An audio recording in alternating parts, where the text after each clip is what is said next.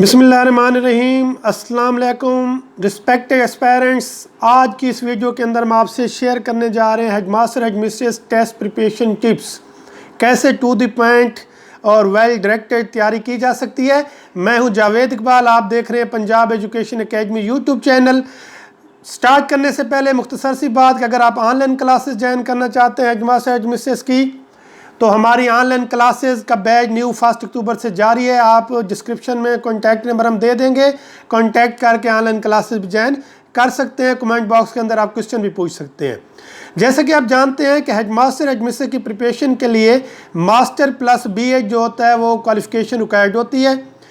जो टेस्ट की बात करें तो 80% जो टेस्ट होता है वो एजुकेशनल बैकग्राउंड से, जो बीएड एमएड से लिया जाता है कंटेंट, और 20% जनरल नॉलेज जीके का पोर्शन शामिल होता है। दोनों अहम है। पहले हम बात करेंगे एजुकेशन के पार्ट की कि 80 मार्क्स के लिए प्रिपरेशन कैसे की जानी चाहिए।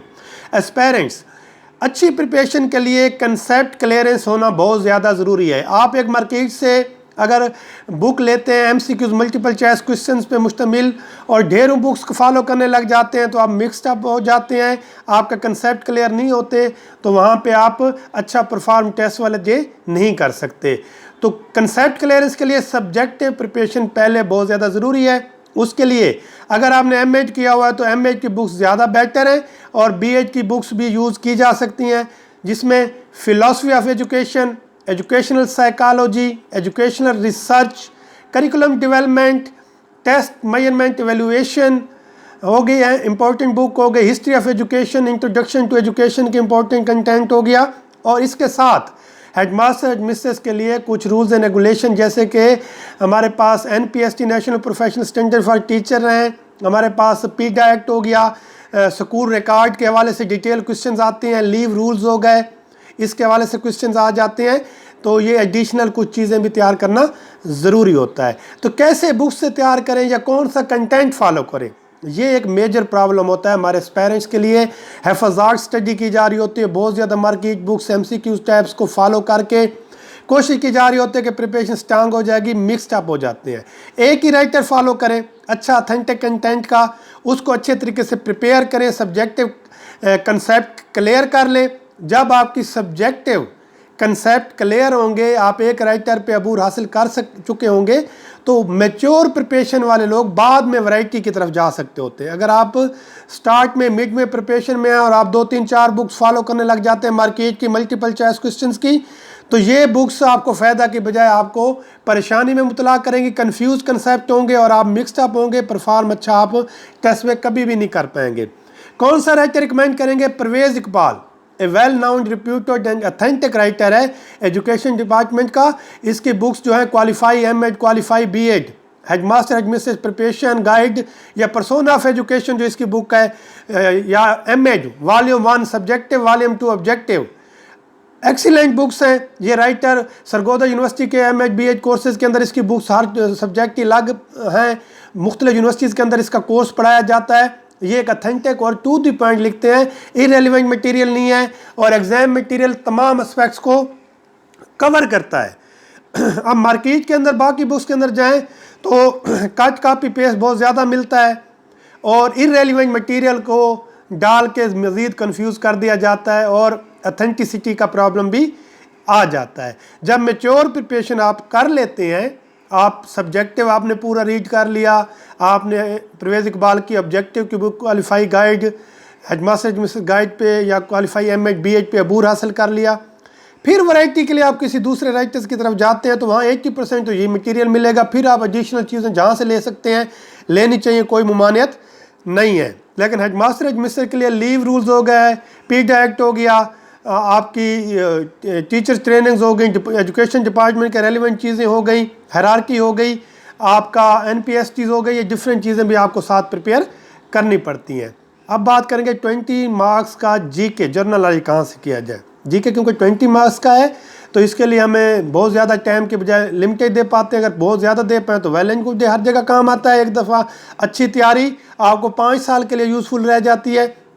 करवान जनरल नॉलेज की बुक है, 1 paper MCQs subject MCQs type book है, ऑल एस्पेक्ट्स कवर होते हैं। आपको पता है जीके के अंदर मैथ के क्वेश्चन 2 से 4 आएंगे, इंग्लिश के 2 से 4, उर्दू के क्वेश्चन आ जाएंगे 3 to 4, आपके पास कंप्यूटर के 2 से 3, 2-3 करंट अफेयर और पाकिस्तान स्टडी के आ जाएंगे। ये एक सिनेरियो होता है जीके के पार्ट का इस हवाले से। तो टू द पॉइंट, और उससे ज़्यादा बेटर है आप पीपीएससी पास्ट पेपर इम्तियाज़ शायद के एडवांस पब्लिशर के अगर वो तैयार कर लें तो आपको 20 मार्क्स जीके का मेजॉरिटी पोर्शन जो होता है वो कवर 15 से 16 नंबर का हो जाता है, और ये बहुत ज़्यादा अहमियत रखते हैं। अब प्रॉब्लम क्या आता है हमारे एस्पायरेंट्स को प्रिपरेशन के अंदर, इसके ऊपर हम बात करेंगे। मेजर जो प्रॉब्लम हमारे एस्पायरेंट्स फेस करते हैं ना स्टार्ट के अंदर, वो जल्दबाजी का काम लेते हैं कि जल्दी सारी चीज़ें पढ़ लें, जल्दी प्रिपरेशन हो जाए, हर तरफ भागते हैं, उधर से सुनना, वो भी ले लें, वो भी ले लें, वो कर लें, कोई फ़ायदा नहीं होता। बी पेशेंट, ऑर्गेनाइज वे के अंदर कंटिन्यूटी चाहिए होती है, एक टाइमिंग स्पेसिफिक कर लें, एक 1 to 2 आवर डेली की।